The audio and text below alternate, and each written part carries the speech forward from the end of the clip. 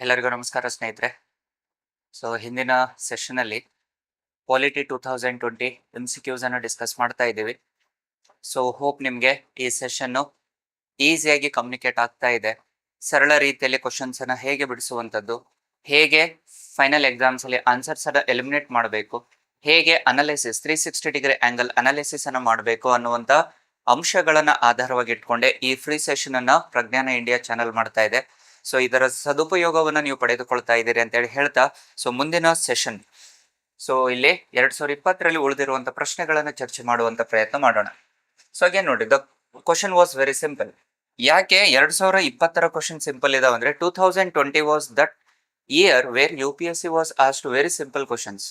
Complete ನಾವು ಪಾಲಿಟಿಯಲ್ಲಿ ನೋಡ್ತಿರುವಂತದ್ದು ಎಲ್ಲ ರೀತಿಯಾದ ಪ್ರಶ್ನೆಗಳು ಬಹಳ ಸರಳ ರೀತಿಯಲ್ಲಿ ಕೇಳಿರುವಂತದ್ದು ನೋಡ್ತೀವಿ. Single line questions like PC exam ತರ ಕೇಳಿರುವಂತ ಕ್ವಶನ್ಸ್ ಗಳಿವು. ಅಂದ್ರೆ ಇಲ್ಲಿ ಅರ್ಥ ಆಗ್ಬೇಕಾಗಿರುವಂತ ವಿಷಯ ಏನು ಅಂತಂದ್ರೆ, the aspirant need to focus on both static events, easy level, moderate level and the difficulty level.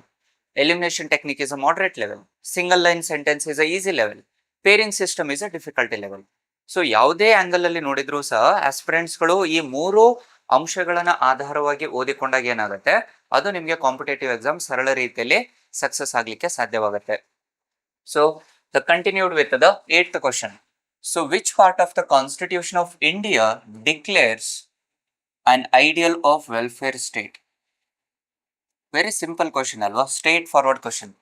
ಕಲ್ಯಾಣ ರಾಷ್ಟ್ರದ ಪರಿಕಲ್ಪನೆಯನ್ನ ಸಂವಿಧಾನದಲ್ಲಿ ಯಾವ ಅಂಶದಲ್ಲಿ ವಿವರಿಸಲಾಗಿದೆ ಅನ್ನುವಂಥದ್ದನ್ನ ಕೇಳ್ತಾ ಇದ್ದಾರೆ. ದ ವೆರಿ ಸಿಂಪಲ್ ಅಲ್ವಾ, which is directly mentioned under the directive principles of state policy. The DPSP ಅಲ್ಲಿ ನೋಡುವಂಥದ್ದನ್ನ ಕಾಣ್ತೀವಿ. ಅಂಡ್ ಇದರಲ್ಲಿನೇ ಪ್ರಮುಖವಾಗಿ this was an mentioned under the article number 838. ಸಂವಿಧಾನದ 38ನೇ ವಿಧಿಯಲ್ಲಿ ಅದರ ಬಗ್ಗೆ ಮಾಹಿತಿ ಕೊಟ್ಟಿರುವಂತದ್ದನ್ನ ಕಾಣ್ತೀವಿ. It was mentioned under the article 38 and which was the ideal of socialistic principle. ಸಮಾಜವಾದಿ ತತ್ವಕ್ಕೆ ಅನುಸಾರವಾಗಿರುವಂತಹ ಅಂಶ. ಸಮಾಜವಾದಿಯಲ್ಲಿ ನಾವು ನೋಡುವಂತದ್ದೇನು, all the decisions has to be taken by the government. ಎಲ್ಲಾ ರೀತಿಯಾದ ನಿರ್ಧಾರಗಳನ್ನ ಕೈಗೊಳ್ಳುವಂತ ಅಧಿಕಾರಗಳು ಸರ್ಕಾರ ಹೊಂದಿರುತ್ತೆ. Always the government has the responsibility to take the decisions for the welfarement of the society. ಹಾಗಾಗಿ ಇಲ್ಲಿ ಹೇಳ್ತಾ ಇರುವಂತದ್ದು, ಸರ್ಕಾರ ಎಲ್ಲಾ ರೀತಿಯಾದ ಕಾನೂನುಗಳನ್ನ, ಕಾರ್ಯನಿರ್ವಹಣೆಗಳನ್ನ, ಯೋಜನೆಗಳನ್ನ ಜಾರಿಗೆ ತರುವಂತದನ್ನ ಕಾಣ್ತೀವಿ. ಅದರ ಮುಖ್ಯ ಉದ್ದೇಶ ಏನಾಗುತ್ತೆ ಇಲ್ಲಿ, ಸರ್ಕಾರದ ಅತಿ ಮುಖ್ಯವಾದ ಉದ್ದೇಶ it is welfare, not the profits. ಸಮಾಜವಾದಿಯ ಅತಿ ಪ್ರಮುಖವಾಗಿರುವಂತ ಉದ್ದೇಶ ಇಲ್ಲಿ ಕಲ್ಯಾಣ ವ್ಯವಸ್ಥೆ ಅಂತ ನೋಡ್ತೀವಿ, ಸಾಮಾಜಿಕ ಹಿತಾಸಕ್ತಿಯನ್ನು ಕಾಪಾಡುವಂಥದ್ದು, which is nothing but it was having the social objective. ಹಾಗಾಗಿನೇ the government always needs to take the it will take the decision on the basis of needs theory. ಜನಸಾಮಾನ್ಯರ ಅಗತ್ಯತೆಗಳಿಗೆ ಅನುಸಾರವಾಗಿರುವಂತಹ ಅಂಶಗಳನ್ನ, ಸರಕುಗಳನ್ನ ಉತ್ಪಾದನೆ ಮಾಡಿ ಅವರಿಗೆ ಸಮಾನ ರೀತಿಯಲ್ಲಿ ಹಂಚಿಕೆ ಮಾಡುವಂತ ಪ್ರಯತ್ನವನ್ನು ಮಾಡುತ್ತೆ. ಹಾಗಾಗಿನೇ the government will focus on certain schemes. ಸರ್ಕಾರ ಕೆಲವು ಯೋಜನೆಗಳನ್ನ ಜಾರಿಗೆ ತಂದು ಬಡ ಜನರಿಗೆ, ದುರ್ಬಲ ಜನರಿಗೆ ಅಲ್ಲೂ ವಿತರಣೆ ಮಾಡುವಂತದನ್ನ ನೋಡ್ತೀವಿ. ಇದೇ the idealistic of welfare state ಅಂತ ನೋಡ್ತೀವಿ. And which promotes the socialistic principle are the DPSPs which were borrowed from the Irish constitution. ಭಾರತದ ಸಂವಿಧಾನದಲ್ಲಿ ಮೂಲವಾಗಿ ರಾಜ್ಯ ನಿರ್ದೇಶಕ ತತ್ವಗಳು ಅನ್ನುವಂತ ಯಾವುದೇ ಅಂಶಗಳು ಇರಲಿಲ್ಲ. It was borrowed from Irish constitution, but Irish it was borrowed from Spain constitution, Spanish ಅಂತ ಕರಿತೀವಿ. ಕ್ಲಿಯರ್ ಇದೆನಾ? ಇಲ್ಲಿ ಭಾರತ ದೇಶ 1937ರಲ್ಲಿನೇ ಈ ಐರಿಷ್ ಸಂವಿಧಾನದಿಂದ ಇದನ್ನ ಎರವಲು ಮಾಡಿಕೊಳ್ಳುವಂತದನ್ನ ಕಾಣ್ತೀವಿ. The India borrowed the concept of DPSP from Irish constitution since from 1937. And which promotes, always the DPSP promotes a social and economic democracy. ಸಾಮಾಜಿಕ ಮತ್ತು ಆರ್ಥಿಕ ಪ್ರಜಾಪ್ರಭುತ್ವಕ್ಕೆ ಹೆಚ್ಚಿನ ಪ್ರಾಧಾನ್ಯತೆಯನ್ನು ಕೊಡುವಂತದ್ದನ್ನ ಕಾಣ್ತೀವಿ. This is very important aspect. And DPSP ಅನ್ನುವಂಥದ್ದು ಏನಂತ ನಾವು ಆಲ್ರೆಡಿ ಡೆಫಿನೇಷನ್ ಅಲ್ಲಿ ಹೇಳಿದ್ದೇವೆ, which is nothing but these are the duties which has to be followed by the government to control the dictatorial powers of the government. ಸರ್ಕಾರ ಕೆಲವು ನಿರ್ದಿಷ್ಟ ನೀತಿ ನಿಯಮಾವಳಿಗಳನ್ನು ಪರಿಪಾಲಿಸುವಂತದ್ದನ್ನೇ DPSP ಅಂತ ಕರಿತೀವಿ. ಯಾಕೆಂದ್ರೆ ಸರ್ಕಾರ ದುರುಪಯೋಗವನ್ನ ಕಡಿಮೆ ಮಾಡುವಂತ ಉದ್ದೇಶದಿಂದ ಇದನ್ನ ಜಾರಿಗೆ ತರುವಂತದನ್ನ ಕಾಣ್ತೀವಿ. ಸೊ ಹೋಪ್ ಇದು ಕ್ಲಿಯರ್ ಇದೆ ಅಂತ ಅನ್ಕೊಳ್ತೀನಿ ಆಸ್ಪಿರೆಂಟ್ಸ್.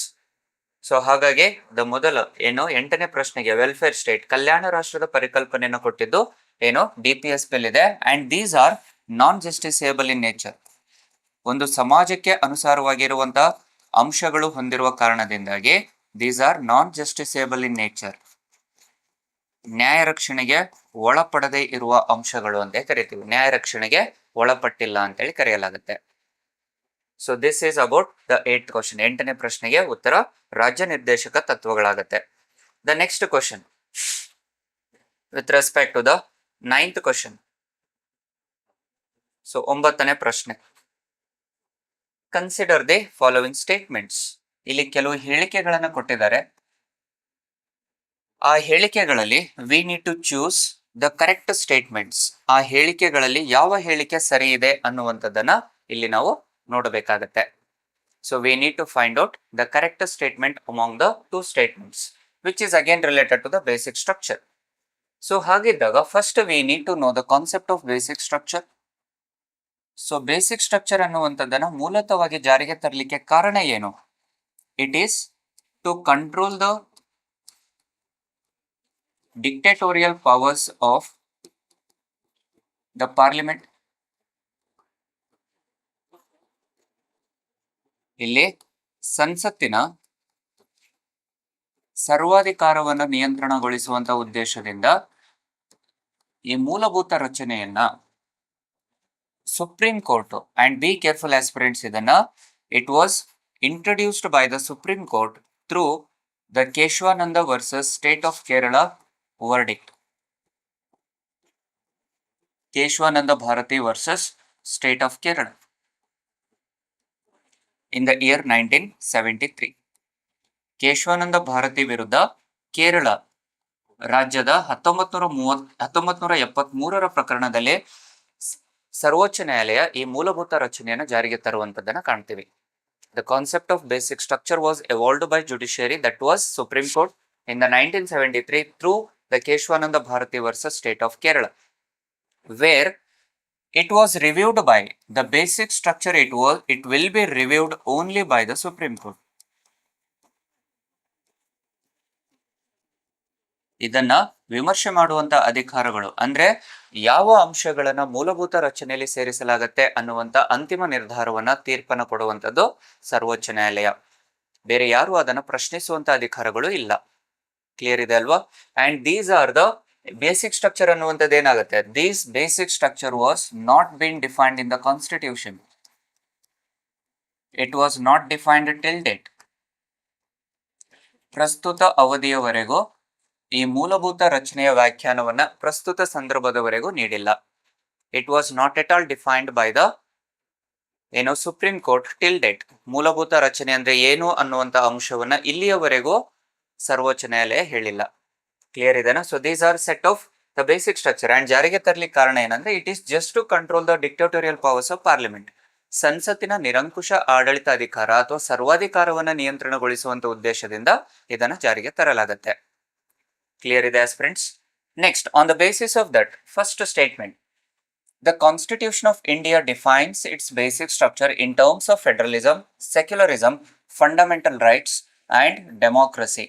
ಈ ಅಂಶಗಳ ಆಧಾರವಾಗಿ ಮೂಲಭೂತ ರಚನೆಯನ್ನ ವ್ಯಾಖ್ಯಾನಿಸಲಾಗಿದೆ ಅಂತ ಹೇಳ್ತಾ ಇದೆ. ಆದ್ರೆ ನಾವು ಈಗ ಹೇಳಿರುವಂತದ್ದೇನು, ಪ್ರಸ್ತುತ ಸಂದರ್ಭದವರೆಗೂ ಮೂಲಭೂತ ರಚನೆಯ ವ್ಯಾಖ್ಯಾನವನ್ನ ಇಲ್ಲಿಯವರೆಗೂ ನೀಡಿಲ್ಲ ಅಂತೇಳಿ ನೋಡಿದೀವಿ.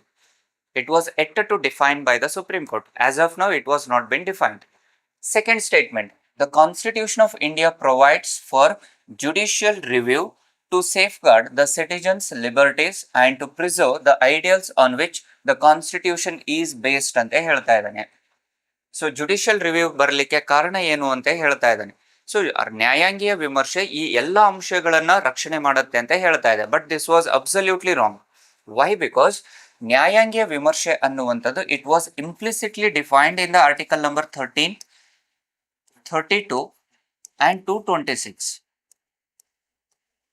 But not on the basis of ಯಾವುದು ideals on which the constitution is based ಅಂತ ಏನ್ ಹೇಳ್ತಾ ಇದ್ದಾನಲ್ಲ, it is to review the safeguard the citizens liberties and to preserve the ideals on which the constitution is based. Ideals of constitution ಅನ್ನುವಂಥದ್ದು ಏನಾಗತ್ತೆ? It was the ideals of constitution which is nothing but the constitutional makers, ಸಾಂವಿಧಾನಿಕ ಕರ್ತೃಗಳು ರಚನೆ ಮಾಡಿರುವಂತ ಅಂಶಗಳು. So ಅದನ್ನ ನಾವು ತಿದ್ದುಪಡಿ ಮಾಡ್ತಾ ಇದೀವಲ್ವಾ? So on the basis of the society it will be amended. So ಹಾಗಾಗಿ ಏನಾಗುತ್ತೆ, the second statement is also wrong ಆಗುತ್ತೆ. ಸೊ ಇಲ್ಲಿ ಕೇಳ್ತಿರುವಂತದ್ದು ಯಾವ ಹೇಳಿಕೆಗಳು ಸರಿ ಅಂತ ಹೇಳ್ತಾ ಇದ್ದಾನೆ. ಹಾಗಾಗಿ the term judicial review it was borrowed from USA. ನ್ಯಾಯಾಂಗೀಯ ವಿಮರ್ಶೆ ಅನ್ನುವಂತ ಅಂಶವನ್ನು ನಾವು ಅಮೆರಿಕ ದೇಶದಿಂದ ಎರವಲು ಮಾಡ್ಕೊಂಡಿದ್ದೀವಿ, ಆದರೆ ಇಟ್ ವಾಸ್ ಡೆರೈವ್ಡ್ ಇಂಪ್ಲಿಸಿಟ್ಲಿ ಅಂತ ಹೇಳ್ತೇವೆ. So this judicial review was derived implicitly, not exactly, in the constitution of article 13, 32 and 226. 13, 32, 226ನೇ ವಿಧಿಯಲ್ಲಿ ಅನುಸಾರವಾಗಿ ಅದನ್ನ ಅಂತರ್ಗತವಾಗಿ ನಾವು ಹೇಳ್ತಾ ಇದ್ದೀವಿ ಹೊರತು ಯಾವುದೇ ಸಂದರ್ಭದಲ್ಲಿ ಅದನ್ನ ಎಕ್ಸ್ಪ್ಲಿಸಿಟ್ಲಿ ನಾವು ಎಲ್ಲಿನೂ ಡಿಫೈನ್ ಮಾಡಿರ್ಲಿಲ್ಲ ಅಥವಾ ಮಾಡಲ್ಲ. ಸೊ ಹಾಗಾಗಿನೇ ದ 9ನೇ ಪ್ರಶ್ನೆಗೆ ಉತ್ತರ ಏನಾಗುತ್ತೆ? It is neither 1 nor 2 is option ಆಗುತ್ತೆ. So hope you are getting the concept aspirants. ಬಹಳ ಸಂದರ್ಭದಲ್ಲಿ ಆಸ್ಪಿರೆಂಟ್ಸ್ ಏನ್ ಮಾಡ್ತಾರೆ, ಸೆಕೆಂಡ್ ಸ್ಟೇಟ್ಮೆಂಟ್ ಕರೆಕ್ಟ್ ಅಂತೇಳಿ ಅನ್ಕೊಂಡ್ಬಿಡ್ತಾರೆ. ಹೌದು, judicial review is to preserve the ideals. Ideals ಅಲ್ಲ, it is to preserve the constitution ಅಷ್ಟೇ, not the ideals of the constitution. Clear ಇದಾನೆ? ಯಾಕಂದ್ರೆ ಸಂವಿಧಾನದಲ್ಲಿ ನಿರಂತರವಾಗಿ ನಾವು ತಿದ್ದುಪಡಿಗಳನ್ನು ಮಾಡುವ ಕಾರಣದಿಂದ ಅದನ್ನು ನಾವು ಪ್ರಿಸರ್ವ್ ಮಾಡ್ತಾ ಇಲ್ಲ, ಬದಲಾಗಿ ಅದನ್ನು ಪ್ರೊಟೆಕ್ಟ್ ಮಾಡ್ತಾ ಇದೀವಿ ಅಷ್ಟೇ. ಕ್ಲಿಯರ್ ಇದಾನೆ? ಪ್ರೊಟೆಕ್ಷನ್ ಇದ್ರೆ that is correct. Next the 10th question, 10ನೇ ಪ್ರಶ್ನೆ. Again it is very simple question. So question 10ನೇ ಪ್ರಶ್ನೆ ಹೇಳ್ತಿರುವಂತದ್ದು, in the context of India which one of the following is the characteristic appropriate for bureaucracy. So ಇಲ್ಲಿ ಆಡಳಿತಾಧಿಕಾರಿಗಳಿಗೆ ಈ ಕೆಳಗಿನ ಯಾವ ಲಕ್ಷಣಗಳಿಗೆ ಅನುಸಾರವಾಗಿ ವಿವರಿಸಲಾಗಿದೆ ಅನ್ನುವಂಥದ್ದು ಪ್ರಶ್ನೆ ಕೇಳ್ತಾ ಇದ್ದಾನೆ. So with respect to the bureaucracy ಅಂತ ಬಂದಾಗ the first thing, the bureaucracy itself is a permanent executive body, ಶಾಶ್ವತ ಕಾರ್ಯಾಂಗೀಯ ಅಂಗಸಂಸ್ಥೆ ಅಂತ ಕರಿತೀವಿ, where they will remain in the office till their retirement. ಅವರು ನಿವೃತ್ತಿ ಹೊಂದುವವರೆಗೂ ಅವರು ಕಾರ್ಯನಿರ್ವಹಿಸುವ ಕಾರಣದಿಂದಾಗಿ ಅವರನ್ನ ಪರ್ಮನೆಂಟ್ ಎಕ್ಸಿಕ್ಯೂಟಿವ್ ಬಾಡಿ ಅಂತ ಕರಿತೀವಿ. ವೆರಾಸ್ ಪಾಲಿಟಿಷಿಯನ್ಸ್ ಏನ್ ನೋಡ್ತೀವಲ್ಲ ನಾವು, executives, prime minister, chief minister, council of ministers, they are nominal executive bodies. ಅದ which is nothing but the ad hoc executive body ಅಂತ ಕರಿತೀವಿ, ತಾತ್ಕಾಲಿಕವಾಗಿ ಅಂದ್ರೆ 5 ವರ್ಷದವರೆಗೆ. ಹಾಗಾಗಿ ಏನಾಗುತ್ತೆ, ಟಿಲ್ ದ ರಿಟೈರ್ಮೆಂಟ್ ವರೆಗೂ they are the permanent executives ಅಂತ ನೋಡ್ತಾ ಇದೀವಿ. And usually their role is to, and they will be appointed on the basis of merit. They will be appointed on the basis of merit based system ಅಂತ ನೋಡ್ತೀವಿ. ವಿವಿಧ ಸ್ಪರ್ಧಾತ್ಮಕ ಪರೀಕ್ಷೆಗಳಲ್ಲಿ ಉತ್ತೀರ್ಣಗೊಂಡು ನಂತರದಲ್ಲಿ merit ಆಧಾರಿತವಾಗಿ ಅವರನ್ನ ಆಯ್ಕೆಗೊಳಿಸಲಾಗುತ್ತೆ. Through which is nothing but by recruitment process ಅಂತ ಕರಿತೀವಿ. ನೇಮಕಾತಿ ಅಂಶಗಳಿಗೆ ಅನುಸಾರವಾಗಿ,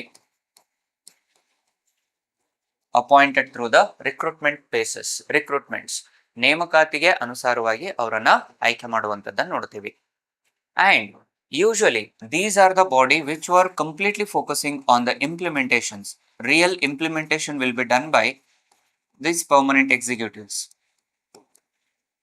ನೈಜವಾಗಿ ಕಾರ್ಯರೂಪಕ್ಕೆ ತರುವಂತ ಅಧಿಕಾರಗಳು ಇವರಿಗೆ ನೀಡಿರುವಂತದ್ದನ್ನು ಕಾಣ್ತೀವಿ. These are permanent executives.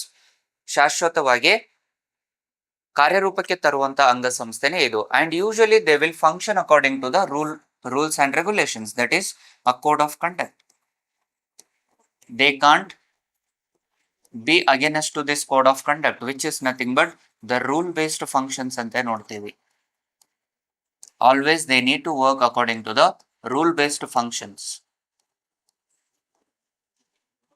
ಕಾನೂನುಗಳಿಗೆ ಅನುಸಾರವಾಗಿ ಕಾರ್ಯನಿರ್ವಹಿಸುವಂತದ್ದನ್ನು ನೋಡ್ತೀವಿ. They can't go against to the rules and regulations. ನಿರ್ದಿಷ್ಟ ನೀತಿ ಮತ್ತು ನಿಯಮಾವಳಿಗಳಿಗೆ ವಿರುದ್ಧವಾಗಿ ಹೋಗುವಂತ ಅವಕಾಶಗಳು ಅವರಿಗಿರಲ್ಲ. And day to day administrative aspects will be carried by this administrators. ದೈನಂದಿನ ಆಡಳಿತಾತ್ಮಕ ಅಂಶಗಳನ್ನ ಆಧಾರವಾಗಿ ಕಾರ್ಯನಿರ್ವಹಿಸುವಂತದ್ದು ಅಗೇನ್ ಇವರುಗಳೇ. Not the political executive, these are the permanent executive ಅಂತ ಯಾಕೆ ಹೇಳ್ತೇವೆ, ಬ್ಯೂರೋಕ್ರೆಟಿಕ್ ಫಾರ್ಮ್ ಅಲ್ಲಿ ಏನ್ ನೋಡ್ತೀನೋ ಇದನ್ನೇ ನೋಡ್ತಾ ಇದೀವಿ. And usually they will advise to the these are acting as an advisory body to the council of ministers, that is especially the advisory body to the government. ಸರ್ಕಾರ ಯಾವುದೇ ರೀತಿಯಾದ ಯೋಜನೆ, ಕಾನೂನುಗಳು, ಕಾರ್ಯನೀತಿಗಳನ್ನ ಜಾರಿಗೆ ತರಬೇಕಾದ್ರೆ ಇವರ ಸಲಹೆಗಳನ್ನ ಪಡೆದುಕೊಳ್ಳುತ್ತೆ. ಯಾಕಂದ್ರೆ ನೈಜವಾಗಿ ಇವರಿಗೆ ಆ ಪರಿಣಿತಿ ಜ್ಞಾನವನ್ನು ಹೊಂದಿರುವ ಕಾರಣದಿಂದ ಇವರು ಸಲಹೆಗಳನ್ನು ಕೊಡುವಂತದ್ದ ನೋಡ್ತೀವಿ. ಇದಕ್ಕನುಸಾರವಾಗಿನೇ ಸರ್ದಾರ್ ವಲ್ಲಭಭಾಯ್ ಪಟೇಲ್ ರವರು ಇದಕ್ಕನುಸಾರವಾಗಿ ಒಂದು ಸ್ಟೇಟ್ಮೆಂಟ್ ಅನ್ನು ಕೊಡ್ತಾರೆ. The bureaucracy is the steel frame of the government ಅಂತ ಹೇಳ್ತಾರೆ. So be careful aspirants, this is very important statement given by Sardar Vallabhbhai Patel.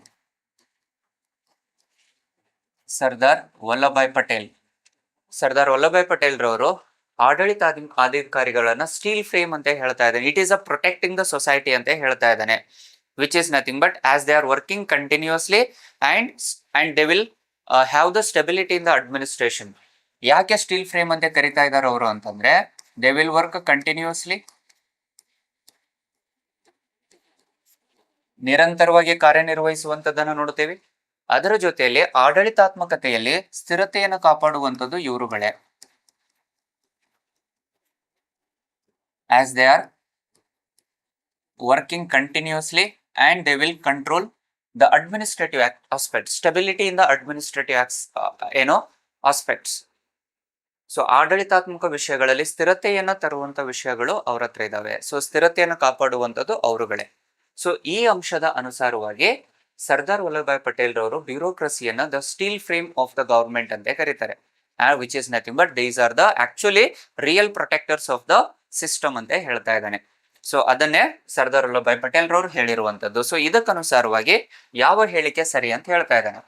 It is an agency for widening the scope of parliamentary democracy. So parliamentary ಡೆಮೋಕ್ರಸಿಯನ್ನ ಅದು ಹೆಚ್ಚು ಪ್ರಾಧಾನ್ಯತೆಯನ್ನು ಕೊಡಲ್ಲ.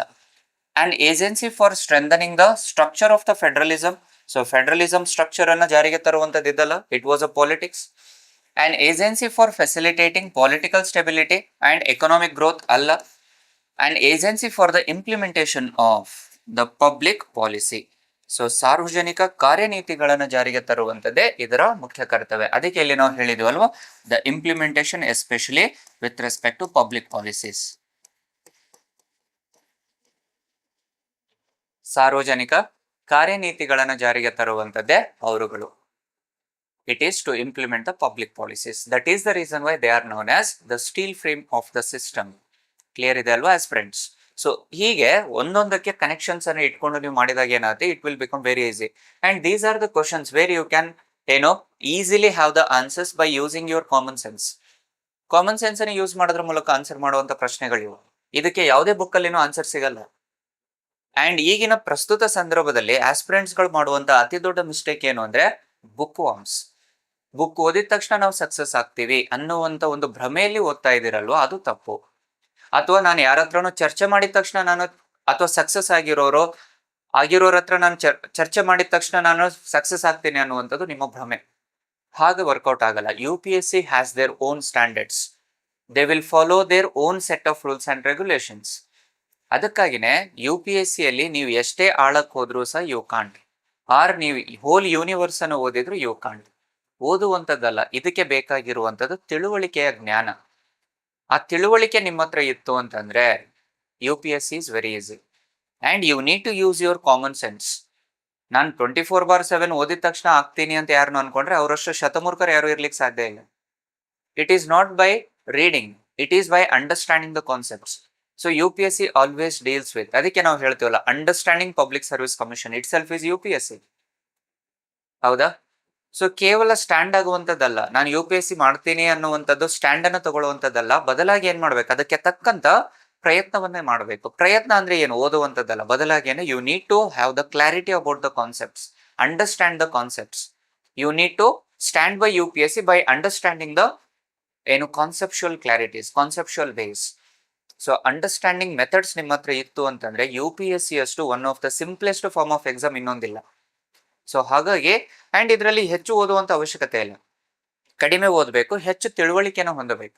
Always You need to read less and understand more with the conceptual base. So that is the only a way where you can get success in the journey of UPSC. So U P S C ಅಂತಲ್ಲ, ಪ್ರತಿಯೊಂದು ಎಕ್ಸಾಮ್ಸಿಗೂ ಅದರದೇ ಆದಂತ ಕೆಲವು ನಿಯಮಾವಳಿಗಳಿದಾವೆ, ಅದನ್ನು ನಾವು follow ಮಾಡಲೇಬೇಕಾಗುತ್ತೆ. Without following them it is of no use. So ಹಾಗಾಗಿ ಅರ್ಥ ಮಾಡ್ಕೊಳ್ಳುವಂತ ಏನೋ ಜ್ಞಾನ ನಿಮ್ಮ ಹತ್ರ ಇರಬೇಕು.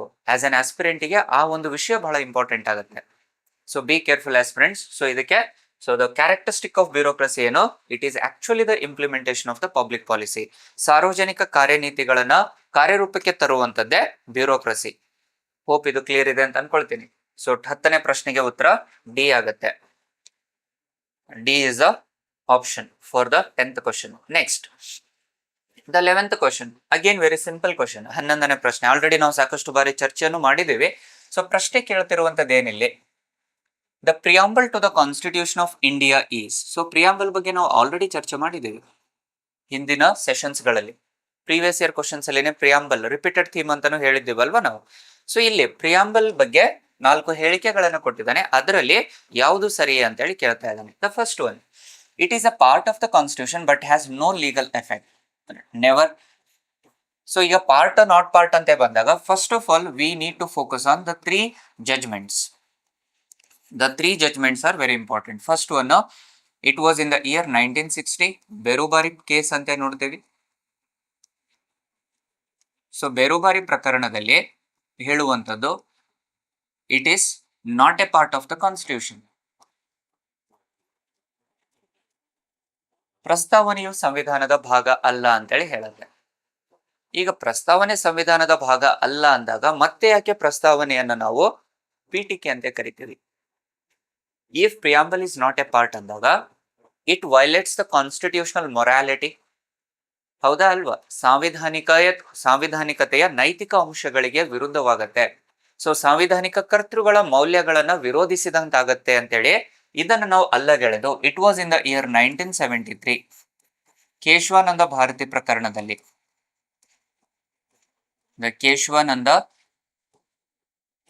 ವರ್ಸಸ್ ಸ್ಟೇಟ್ ಆಫ್ ಕೇರಳ ಪ್ರಕರಣದಲ್ಲಿ again the preamble was made as a part of the constitution ಅಂತ ಹೇಳುತ್ತೆ. ಆದ್ರೆ ಒಂದು ಅಂಶವನ್ನ ತಿಳ್ಕೊಬೇಕಿಲ್ಲಿ, not a part of the preamble is not a part of the constitution ಅಂತಂದಾಗ ultimately it can guide to the constitution ಅಂತ ಆಯ್ತಲ್ವಾ. ಇವಾಗ if it was not a part of the constitution ಅಂದಾಗ, ಸಂವಿಧಾನದ ಭಾಗ ಅಲ್ಲ ಅಂದಾಗ ಅದು ಮಾರ್ಗದರ್ಶನವನ್ನು ಕೊಡುವ ಹಾಗಿಲ್ಲ ಅಂತ ಹೇಳ್ತಾ ಇದೆ. ಬಟ್ ಇವಾಗ ಸಂವಿಧಾನದ ಭಾಗ ಅಂತ ಹೇಳ್ತಾ ಇದೆ, ಹಾಗಾಗಿ ಇಲ್ಲಿ it can't guide the constitution ಅಂತ ಹೇಳ್ತಾ ಇದೆ.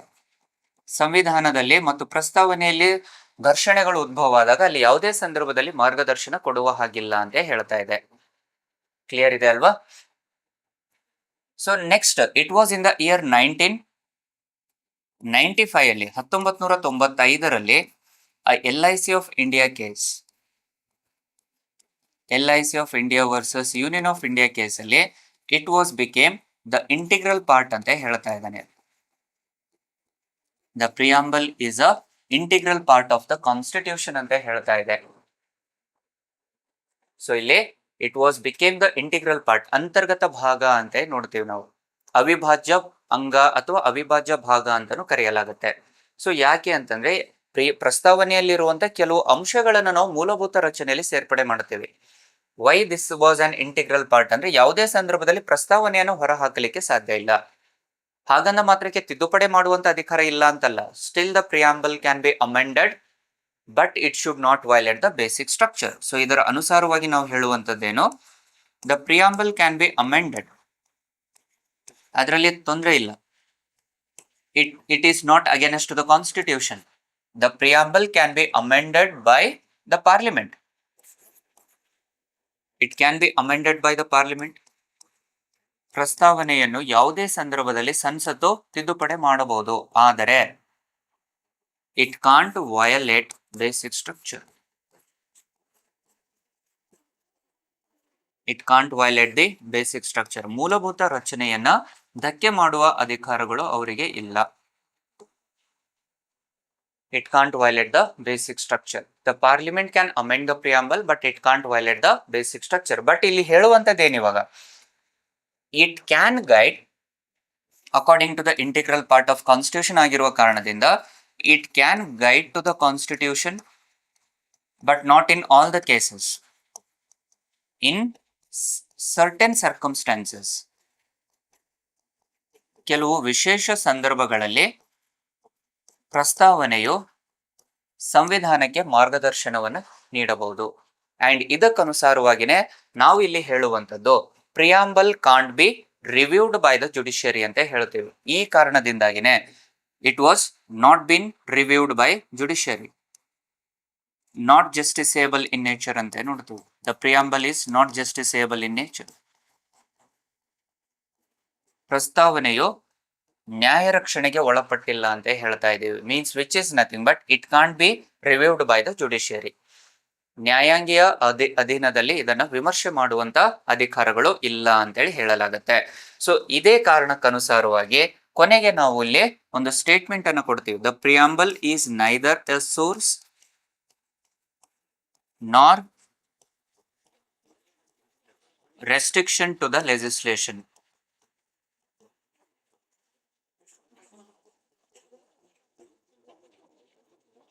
ಪ್ರಸ್ತಾವನೆಯು ಯಾವುದೇ ಸಂದರ್ಭದಲ್ಲಿ ಶಾಸಕಾಂಗಕ್ಕೆ ಮೂಲನೂ ಅಲ್ಲ ಅಥವಾ ಶಾಸಕಾಂಗಕ್ಕೆ ನಿರ್ಬಂಧನೆ ಕೊಡುವಂತ ಅಧಿಕಾರನೂ ಸಹ ಅವರಿಗೆ ಇಲ್ಲ ಅಂತ ಹೇಳ್ತಾ ಇದೆ. And on the basis of this principle ಇನ್ನೊಂದು ಸ್ಟೇಟ್ಮೆಂಟ್ ಅನ್ನು ಕೊಡುವಂಥದ್ದು. These are the two important statements. ಏನದು?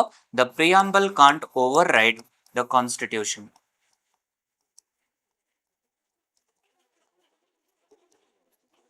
The preamble can't overrides the constitution. ಸಂವಿಧಾನವನ್ನು ಮೀರಿ ಹೋಗುವಂತ ಅಧಿಕಾರಗಳು ಪ್ರಸ್ತಾವನೆಗೆ ಇಲ್ಲ.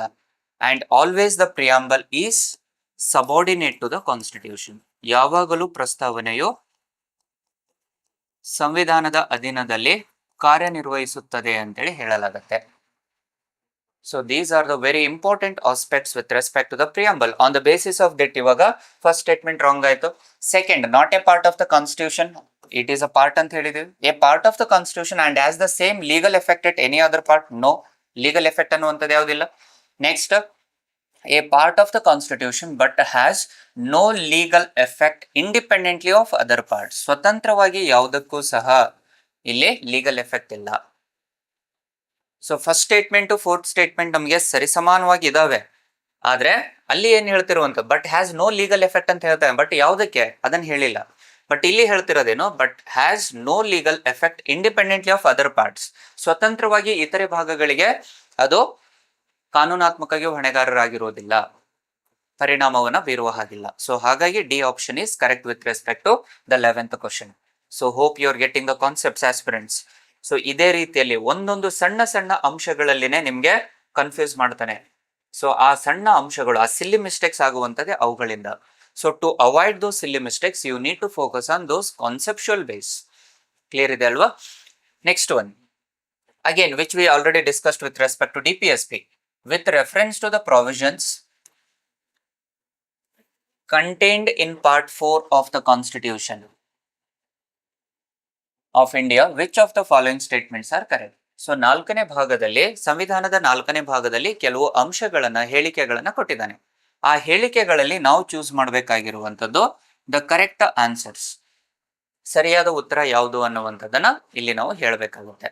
So on the basis of that ನೋಡಿದಾಗ ದೇರ್ ಆರ್ 3 ಸ್ಟೇಟ್ಮೆಂಟ್ಸ್. ಅದರಲ್ಲಿ ಯಾವುದು ಸರಿ ಅಂತೇಳಿ ಇಲ್ಲಿ ಕೇಳ್ತಾ ಇದ್ದಾನೆ. ಸೊ ಆಲ್ರೆಡಿ ನಾವು DPSP ಬಗ್ಗೆ ಚರ್ಚೆನ ಮಾಡಿದ್ದೇವೆ. ಸೊ ಅಲ್ಲಿ they shall be enforceable by courts ಅಂತ ಹೇಳ್ತಾ ಇದ್ದಾನೆ. This is wrong. So first statement is wrong. ಯಾಕಂದ್ರೆ ದೀಸ್ ಆರ್ ನಾನ್ ಜಸ್ಟಿಸಿಯಬಲ್ ಅಂತ ಹೇಳಿದ್ದೀವಿ. The DPSPs are non-justiciable in nature. So ನ್ಯಾಯಾಂಗೀಯ ರಕ್ಷಣೆಗೆ ಒಳಪಟ್ಟಿಲ್ಲ ಅಂತ ಹೇಳ್ತೀವಲ್ವ ನಾವು. ಅಂಡ್ ಇದನ್ನೇ ಹೇಳಿರುವಂಥದ್ದು ಮೂಲಭೂತ ಹಕ್ಕುಗಳು ನ್ಯಾಯ ರಕ್ಷಣೆಗೆ ಒಳಪಟ್ಟಿದ್ದು, ರಾಜ್ಯ ನಿರ್ದೇಶಕ ತತ್ವಗಳು ನ್ಯಾಯ ರಕ್ಷಣೆಗೆ ಒಳಪಟ್ಟಿಲ್ಲ ಅಂತೇಳಿ ಹೇಳಿರುವಂತದ್ದೇ ಇಲ್ಲಿ ನಾವು ನೋಡ್ತೀವಲ್ಲ. ತೇಜ್ ಬಹದ್ದೂರ್ ಸಾಪ್ರೂ ಕಮಿಟಿ ಅಂತ ನೋಡ್ತೀವಿ. It was by Tej Bahadur Sapru committee in the year 1945. 1945ರಲ್ಲಿ ತೇಜ್ ಬಹದ್ದೂರ್ ಸಾಪ್ರೂ ಸಮಿತಿಯ ಶಿಫಾರಸ್ಸಿಗೆ ಅನುಸಾರವಾಗಿ ರಾಜ್ಯ ನಿರ್ದೇಶಕ ತತ್ವಗಳನ್ನ ನ್ಯಾಯ ರಕ್ಷಣೆಗೆ ಒಳಪಡದೇ ಇರುವ ಅಂಶ ಅಂತ ಕರೆಯಲಾಗತ್ತೆ. ಸೊ ಹಾಗಾಗಿ ಫಸ್ಟ್ ಸ್ಟೇಟ್ಮೆಂಟ್ ರಾಂಗ್ ಆಗುತ್ತೆ. They shall not be enforceable by any court. ಹೌದು, correct.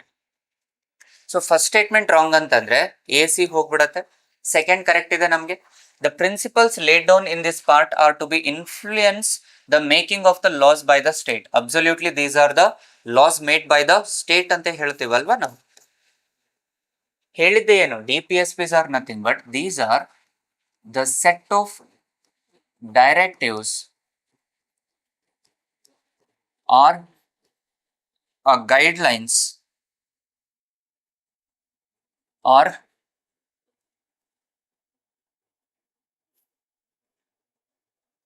these are the guidelines given to the state.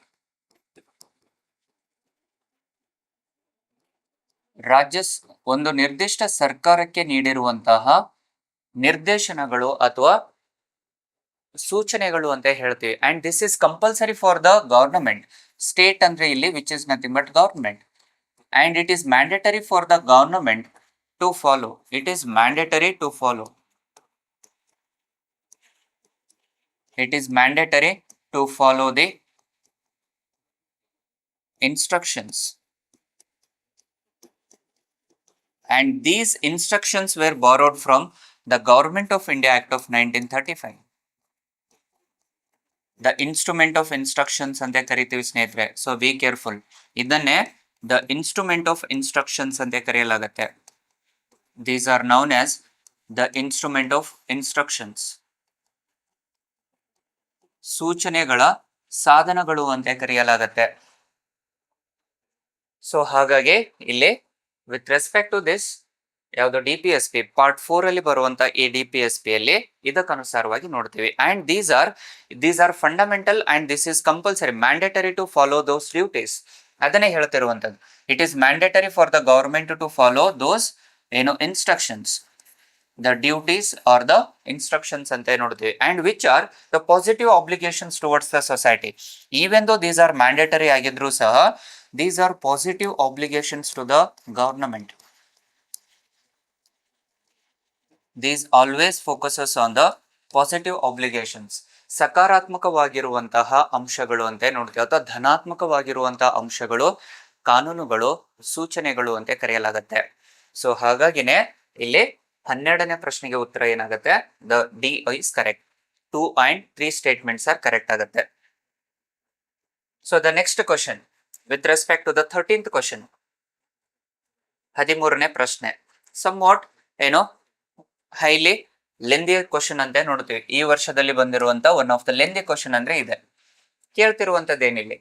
So consider the following statements. There are 2 statements among which again we need to focus on the correct statement. ಅದರಲ್ಲಿ ಯಾವ ಹೇಳಿಕೆ ಸರಿ ಅನ್ನುವಂಥದ್ದನ್ನ ನೋಡಬೇಕು. First one, according to the constitution of India a person who is eligible to vote can be made a minister in a state for 6 months even if he or she is not a member of the legislation of that state. Here we are having 2 statements. ಒಂದೇ ಹೇಳಿಕೆಯಲ್ಲಿ 2 ಅಂಶಗಳಿದಾವೆ. ಒಂದನೇದು ಏನ್ ಹೇಳ್ತಿದ್ದ ನಾನು, according to constitution of India a person who is eligible to vote. So voting eligibility ನೋಡುವಂಥದ್ದು ಯಾವಾಗ ನಾವು, so voting ಎಲಿಜಿಬಿಲಿಟಿಯನ್ನು ನಾವು ಕೊಟ್ಟಿದ್ದು it was initially started from 1919 act. 1919 ಕಾಯ್ದೆಯಲ್ಲಿ ಮೊದಲ ಬಾರಿಗೆ ಜನಸಾಮಾನ್ಯರಿಗೆ ಮತದಾನದ ಹಕ್ಕನ್ನು ನೀಡಲಾಗುತ್ತೆ. But on the basis of education, that is graduation ಅಂತ ನೋಡ್ತೇವೆ, property and tax, and including the women's they had the voting rights. 1919ರಲ್ಲಿ there are 5% of the population who they got the voting rights. But ಇದನ್ನ 1935 act ಅಲ್ಲಿ it was 1935 government of India act ಅಲ್ಲಿ it became to 10%. It was increase to 10% population who got the voting rights. 10% ಜನಸಂಖ್ಯೆಗೆ 1935 ಕಾಯ್ದೆಯಲ್ಲಿ ಮತದಾನದ ಹಕ್ಕನ್ನು ನೀಡಲಾಗುತ್ತೆ. And since from 1950 onwards, post after the independence, those who are in the age group of more than 21 years, 21 ವರ್ಷಕ್ಕಿಂತ ಹೆಚ್ಚಿನ ವಯೋಮಾನದವರು ಇರುವಂತಹ ಪ್ರತಿಯೊಬ್ಬ ನಾಗರಿಕನು ಮತದಾನ ನೀಡುವಂತ ಅಧಿಕಾರವನ್ನ ನೀಡಲಾಗುತ್ತೆ. ಆದರೆ ಈ ಅಂಶವನ್ನ 61ನೇ ಸಾಂವಿಧಾನಿಕ ತಿದ್ದುಪಡಿ ಕಾಯ್ದೆ 1989ರಲ್ಲಿ since from 1989 through 61st Constitutional Amendment Act, it was reduced from 21 years to 18 years. 18 ವರ್ಷ ದಾಟಿರುವಂತ ಪ್ರತಿಯೊಬ್ಬ ವ್ಯಕ್ತಿಯು ಈಗ ಮತದಾನದ ಹಕ್ಕನ್ನು ಹೊಂದಿರ್ತಾನೆ. ಇರ್ರೆಸ್ಪೆಕ್ಟಿವ್ ಅಲ್ಲ, ಬದಲಾಗಿ there is a condition. They need to have their name under the electoral rolls. ಅವರು ತಮ್ಮ ಹೆಸರನ್ನ ನೋಂದಾವಣಿ ಮಾಡಿರ್ಬೇಕು. They need to register their name under the electoral rolls. ಚುನಾಯಿತ ವರ್ಗದಲ್ಲಿ ತಮ್ಮ ಹೆಸರನ್ನ ನೋಂದಾವಣಿ ಮಾಡಿಕೊಂಡಿರಬೇಕು. ಆದ್ರೆ ಒಬ್ಬ ಮಂತ್ರಿ ಆಗಲಿಕ್ಕೆ ಬೇಕಾಗಿದ್ದೇ ನಮಗೆ ಟು ಬಿಕಮ್ ಅ ಮಿನಿಸ್ಟರ್ ಅಂತ ಬಂದಾಗ, so ultimately either they can become the minister from Lok Sabha or Rajya Sabha, elected or nominated members. Elected ಆದ್ರೂ ಆಗಿರ್ಬೋದು, ನಾಮಿನೇಟೆಡ್ ಮೆಂಬರ್ ಆದ್ರೂ ಮಿನಿಸ್ಟರ್ ಆಗ್ಬೋದು. But in the year 2001, the SR Chaudhary versus state of Punjab, ಇಲ್ಲಿ ಒಂದು ಪ್ರಕರಣಕ್ಕೆ ಅನುಸಾರವಾಗಿ 2001ರ ಈ ಪ್ರಕರಣದಲ್ಲಿ ಒಂದು ಪ್ರಾವಿಷನ್ ಅನ್ನು ತಗೊಂಡ್ಬರ್ತೀವಿ. They can become the minister for a period of 6 months without being the member of the house. ಸದನದ ಸದಸ್ಯತ್ವವನ್ನು ಹೊಂದಿಲ್ಲದೆಯೂ ಸಹ ಗರಿಷ್ಠ 6 ತಿಂಗಳವರೆಗೆ ಅವರು ಮಿನಿಸ್ಟರ್ ಆಗಬಹುದು. ಆದ್ರೆ 6 ತಿಂಗಳ ಒಳಗಾಗಿ ಅವರು ಚುನಾಯಿತನಾದ್ರೂ ಆಗಿರ್ಬೇಕು ಅಥವಾ ನಾಮನಿರ್ದೇಶಿತನಾಗಿದ್ರು ಆಗಿರ್ಬೇಕು. Either they need to be elected or they need to be nominated member, otherwise they can't continue their ministership. ಆದ್ರೆ ಇಲ್ಲಿ ಹೇಳ್ತಿರುವಂತದ್ದೇನು, Lok Sabha or Rajya Sabha. At the state level it is legislative assembly or legislative council. So ಹಾಗಿದ್ದಾಗ ಅರ್ಥ ಏನಿಲ್ಲ, minimum qualification for Lok Sabha, Rajya Sabha, legislative assembly or legislative council ಅಂದಾಗ it was for a period of minimum 25 years. ಆದ್ರೆ ಇಲ್ಲಿ ಮತದಾನದ ಹಕ್ಕು ಇದ್ದಿದ್ದು 18 ವರ್ಷ. ಸೊ ಹಾಗಾಗಿ ಏನಾಗುತ್ತೆ, the first statement is wrong. According to the representation of people act 1951, 1951ರ ಜನತಾ ಪ್ರಾತಿನಿಧ್ಯ ಕಾಯ್ದೆಗೆ ಅನುಸಾರವಾಗಿ, a person convicted of a criminal offence and sentenced to imprisonment for 5 years is permanently disqualified. So be careful from contesting the election even after his release from the prison. ಯಾವುದೇ ಒಬ್ಬ ವ್ಯಕ್ತಿ ಜನತಾ ಪ್ರಾತಿನಿಧ್ಯ ಕಾಯ್ದೆ 1951ಕ್ಕೆ ಅನುಸಾರವಾಗಿ ಒಬ್ಬ ವ್ಯಕ್ತಿ 5 ವರ್ಷಕ್ಕಿಂತ ಹೆಚ್ಚಿನ ಅವಧಿಗೆ ಕ್ರಿಮಿನಲ್ ಮೊಕದ್ದಮೆಗಳಲ್ಲಿ ಜೈಲುವಾಸವಾಗಿ ಹೊರ ಬಂದಿರುವಂತ ವ್ಯಕ್ತಿ ಶಾಶ್ವತವಾಗಿ ಅವನು ಚುನಾವಣೆಯಿಂದ ಭಾಗವಹಿಸುವಂತ ಅರ್ಹತೆಯನ್ನ ಕಳೆದುಕೊಳ್ತಾನೆ ಅಂತ ಹೇಳ್ತಾ ಇದ್ದಾನೆ. ಬಟ್ ಇಲ್ಲಿ ದೇರ್ ಈಸ್ ಅ ಕ್ಲಾಸ್. ಏನದು? Under the representation of people act of 1951, under which there was a clause which was added under the section 8(1)(d) clause. ಜನತಾ ಪ್ರಾತಿನಿಧ್ಯ ಕಾಯ್ದೆ 1951ಕ್ಕೆ ಅನುಸಾರವಾಗಿ ಸೆಕ್ಷನ್ 8(1)ನೇ ಉಪಖಂಡದ ಡಿ ಕ್ಲಾಸ್ ಅಲ್ಲಿ ಒಂದು ಟಾಪಿಕ್ ಅನ್ನ ಹೇಳುತ್ತೆ, ಒಂದು ಕಂಡೀಷನ್ ಅನ್ನ ಹೇಳುತ್ತೆ. They will not permanently disqualified, rather than they can't contest for a period of next 6 years. ಮುಂದಿನ 6 ವರ್ಷಗಳ ಅವಧಿಗೆ ಅವರು ಚುನಾವಣೆಯಲ್ಲಿ ಭಾಗವಹಿಸುವ ಹಾಗಿಲ್ಲ. It was restricted only for 6 months. Disqualification is not permanent ಅಂತ ಹೇಳುತ್ತೆ. For this, according to this clause, disqualification is not permanent. ಶಾಶ್ವತವಾಗಿ ಅವರನ್ನ ಅನರ್ಹಗೊಳಿಸುವಂತ ಅಧಿಕಾರ ಇಲ್ಲ. Disqualification is not at all permanent at any point of time. ಅನರ್ಹತೆ ಅನ್ನುವಂಥದ್ದು ಶಾಶ್ವತವಾಗಿರುವುದಿಲ್ಲ. ಯಾವುದೇ ಸಂದರ್ಭದಲ್ಲಿ ಅನರ್ಹತೆಯು ಶಾಶ್ವತವಾಗಿರುವುದಿಲ್ಲ. Disqualification is not at all permanent. ಅವನು ಎಷ್ಟೇ ವರ್ಷ ಜೈಲುವಾಸವಾಗಿದ್ದರು, ಅದು ಎಸ್ಪೆಷಲಿ ಏನೋ if they are imprisoned for more then R equal to 2 years, then they can't contest for the elections for next 6 years. So ಹಾಗಾಗಿ it was not permanent disqualification. So second option is also wrong. So option ಇದಕ್ಕೆ D ಆಗುತ್ತೆ. For the 13th question, the answer was D. Neither 1 nor 2 statements are correct. Both the statements are wrong ಆಗುತ್ತೆ. So ಹಾಗಾಗಿ aspirants, so be careful with respect to the framework of the questions. Without knowing the framework of the questions, you can't get success in this phase. So ಹಾಗಾಗಿನೇ ಅದು ನೈಜವಾಗಿ ನೀವು ಮಾಡಬೇಕಾಗಿರುವಂತದ್ದು ಇವುಗಳನ್ನೇ. ಆ face ಏನ್ ಹೇಳುತ್ತೆ, ಯಾವ ರೀತಿ ನೀವು ಅನಾಲಿಸಿಸ್ ಅನ್ನ ಮಾಡಬೇಕು ಅನ್ನುವಂಥದ್ದು ಗೊತ್ತಾಗಬೇಕು. ಸೊ ಕ್ವಶನ್ ಸಿಂಪಲ್ ಇರುತ್ತೆ, the analysis part is very important. Clear ಇದೆನಾ? ಸೊ ಇದೇ ರೀತಿಯಲ್ಲಿ ಮುಂದಿನ ದಿನಮಾನಗಳಲ್ಲಿ ಪ್ರಶ್ನೆಗಳನ್ನ ಕೇಳಬಹುದು up for the upcoming exam. So you need to focus on those minute aspects. Then the 2020ಯ ಕೊನೆಯ ಪ್ರಶ್ನೆ. So consider the following statements. There are 3 statements among which again we need to select the correct statement. ಇದರಲ್ಲಿ ಸರಿಯಾದ ಹೇಳಿಕೆ ಯಾವುದು ಅನ್ನುವಂಥದ್ದನ್ನು ನೋಡಬೇಕು. Among this V need to choose a correct statement. There are 3 statements among which again we need to have the correct statement.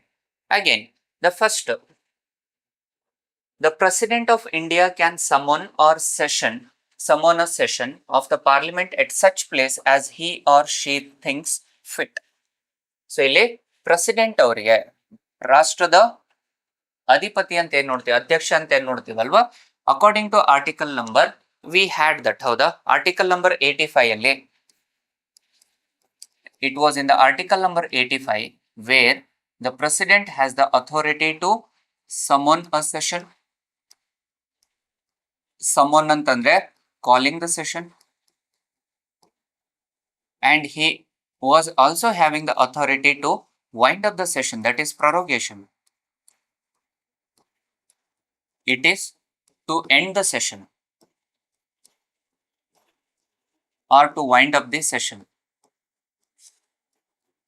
ಯಾವುದೇ ಒಂದು ನಿರ್ದಿಷ್ಟ ಅಧಿವೇಶನವನ್ನು ಕರೆಯುವ ಮತ್ತು ಅದನ್ನು ರದ್ದುಗೊಳಿಸುವ ಅಧಿಕಾರಗಳು ರಾಷ್ಟ್ರಪತಿ ಹೊಂದಿರುವಂತದ್ದನ್ನು ನೋಡ್ತೀವಿ. ಅದೇ ರೀತಿ ರಾಜ್ಯಪಾಲರಿಗೂ ಸಹ ಶಾಸನೀಯ ಅಧಿಕಾರಗಳು ಹೊಂದಿರುವಂತದ್ದನ್ನು ನೋಡ್ತೀವಿ. ಸೊ ಹಾಗಾಗಿನೇ ದ ಫಸ್ಟ್ ಸ್ಟೇಟ್ಮೆಂಟ್ ಇಲ್ಲಿ ಕರೆಕ್ಟ್ ಇದೆ. ಬಟ್ ಬಿ ಕೇರ್ಫುಲ್, ಈ ಸೆಷನ್ಸ್ ಗಳನ್ನ ಪೋಸ್ಟ್ಪೋನ್ ಮಾಡುವಂತ ಅಧಿಕಾರಗಳು ಅಂತ ಬಂದಾಗ ಅದು speaker ಅವರಿಗಿರುತ್ತೆ.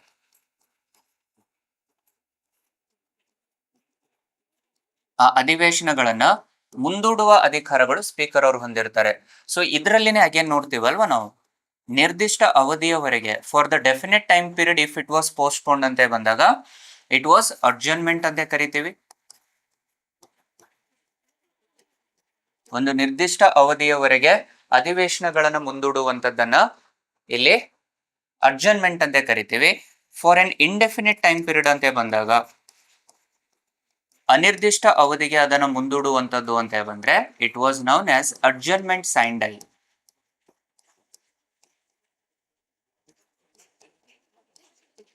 It was known as adjournment sine die ಅಂತ ಕರಿತೀವಿ. ನಿರ್ದಿಷ್ಟ ಅವಧಿಗೆ ಮುಂದೂಡುವಂಥದ್ದು ಅಡ್ಜರ್ನ್ಮೆಂಟ್, ಅನಿರ್ದಿಷ್ಟ ಅವಧಿಗೆ ಮುಂದೂಡುವಂಥದ್ದು ಅಡ್ಜರ್ನ್ಮೆಂಟ್ ಸೈಂಡೈ. ಸೊ ಅದನ್ನ ಸಂಪೂರ್ಣ ಅಧಿಕಾರ ಹೊಂದಿದ್ದು ಸ್ಪೀಕರ್ ಅವರಿಗಿರುತ್ತೆ. So first statement is correct ಇದೆ. ಸೊ ಹಾಗಾಗಿ ಬಿ ಡಿ ಆಟೋಮೆಟಿಕಲಿ ವೈಲೇಟ್ ಆಗುತ್ತೆ. ಸೊ ಸೆಕೆಂಡ್ ಸ್ಟೇಟ್ಮೆಂಟ್ 100% ಅದು ರಾಂಗ್ ಇರುತ್ತೆ. ಯಾಕೆ ಅಂತಂದ್ರೆ ಆ ಆಪ್ಷನ್ ಇಲ್ಲ ನಮಗೆ. The constitution of India provides for 3 sessions of the parliament in a year, but it is not mandatory to conduct all 3 sessions. So ಇಲ್ಲಿ constitution of ಇಂಡಿಯಾದಲ್ಲಿ 3 ಸೆಷನ್ಸ್ಗಳು ನಡಿಬೇಕಂತ ಏನಿಲ್ಲ, ಸಂವಿಧಾನದಲ್ಲಿ ಎಲ್ಲಿಯೂ ಹೇಳಿಲ್ಲ. ಸಂವಿಧಾನಕ್ಕನುಸಾರವಾಗಿ ಹೇಳಿರುವಂತದ್ದೇನಿಲ್ಲಿ, it should not have a gap of 6 months between the sessions. ಇಲ್ಲಿ ಯಾವುದೇ ಸಂದರ್ಭದಲ್ಲಿ 2 ಅಧಿವೇಶನಗಳ ನಡುವೆ 6 ತಿಂಗಳುಗಳ ಕಾಲಾವಕಾಶ ಇರುವ ಹಾಗಿಲ್ಲ, ಅಂತರ ಇರುವ ಹಾಗಿಲ್ಲ ಅಂತ ಹೇಳ್ತಾ ಇದ್ದಾನೆ. ಅಂದ್ರೆ which is nothing but there should not be a gap of 6 months between the session.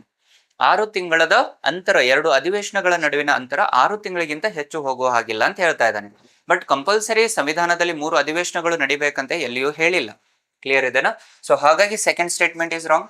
Third one, there is no minimum number of days that the parliament is required to meet in a year. ಹೌದು, absolutely correct. So ಹಾಗಾಗಿ C option correct ಆಗುತ್ತೆ. ಯಾಕಂದ್ರೆ ಇಲ್ಲಿ ಹೇಳ್ತಿರೋದೇನು, ಅಧಿವೇಶನದಲ್ಲಿ ಅಥವಾ ಒಂದು ನಿರ್ದಿಷ್ಟ ವರ್ಷದಲ್ಲಿ ಎಷ್ಟು ಅವಧಿಯವರೆಗೆ, ಎಷ್ಟು ದಿನಗಳವರೆಗೆ ಅವರು ಭಾಗವಹಿಸಬೇಕು ಅನ್ನುವಂತ ಯಾವುದೇ ಪ್ರಾಧಾನ್ಯತೆಗಳು ನೀಡಿಲ್ಲ, ಸಂವಿಧಾನದಲ್ಲಿ ಎಲ್ಲಿಯೂ ಇಲ್ಲ. So it is not mandatory ಅಂತ ನೋಡ್ತೀವಿ. ಕ್ಲಿಯರ್ ಇದೆನಾ?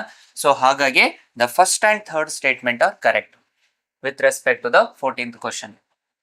ಕ್ಲಿಯರ್ ಇದೆ ಅಂತ ಅನ್ಕೊಳ್ತೀನಿ ಆಸ್ಪಿರೆಂಟ್ಸ್ ಇಲ್ಲಿಯವರೆಗೆ. ಸೊ ಈ ರೀತಿಯಲ್ಲಿ ವರ್ಷದಿಂದ ವರ್ಷಕ್ಕೆ ಯಾವ ರೀತಿ ಕ್ವಶನ್ಸ್ ಗಳು ಫ್ರೇಮ್ ಆಗ್ತಾ ಇದಾವೆ, ಯಾವ ರೀತಿ ಡಿಫಿಕಲ್ಟಿ ಲೆವೆಲ್ ಅನ್ನು ಇನ್ಕ್ರೀಸ್ ಮಾಡ್ತಾ ಇದ್ದಾನೆ, ಅಂಡ್ ಆಸ್ಪಿರೆಂಟ್ಸ್ ಹೇಗೆ ತಮ್ಮ ಸಿಲ್ಲಿ ಮಿಸ್ಟೇಕ್ಸ್ ಗಳನ್ನ ಹೆಚ್ಚು ಮಾಡ್ತಾರೆ ಅನ್ನುವಂಥದ್ದನ್ನ ಏನು ಅರ್ಥ ಮಾಡ್ಕೊಳ್ಳೋದಕ್ಕೆ ಈ ಪ್ರಜ್ಞಾನ ಇಂಡಿಯಾ ಯೂಟ್ಯೂಬ್ ಚಾನಲ್ ಅಲ್ಲಿ ಫ್ರೀ ಇನಿಷಿಯೇಟಿವ್ ಅನ್ನ ತಗೊಂಡ್ಬಂದಿದೆ ಟೀಮ್. ಸೊ ಇದರ ಸದುಪಯೋಗವನ್ನ ಪಡೆದುಕೊಳ್ಳಿ ಅಂತ ಹೇಳ್ತಾ, ನಿಮ್ಮ ಫ್ರೆಂಡ್ ಸರ್ಕಲ್ ಅಲ್ಲಿ ಯಾರು ಇರ್ತಾರೋ, ಯಾರು ಸೀರಿಯಸ್ ಆಸ್ಪಿರೆಂಟ್ಸ್ ಇರ್ತಾರೋ ಅವರಿಗೂ ಸಹ ಇದರ ಮಾಹಿತಿಯನ್ನ ಹಂಚಿಕೊಳ್ಳಿ ಅಂತ ಹೇಳ್ತಾ ಇವತ್ತಿನ ಈ ವಿಡಿಯೋವನ್ನು ಮುಗಿಸ್ತಾ ಇದ್ದೀನಿ ಸ್ನೇಹಿತರೆ. ಧನ್ಯವಾದಗಳು.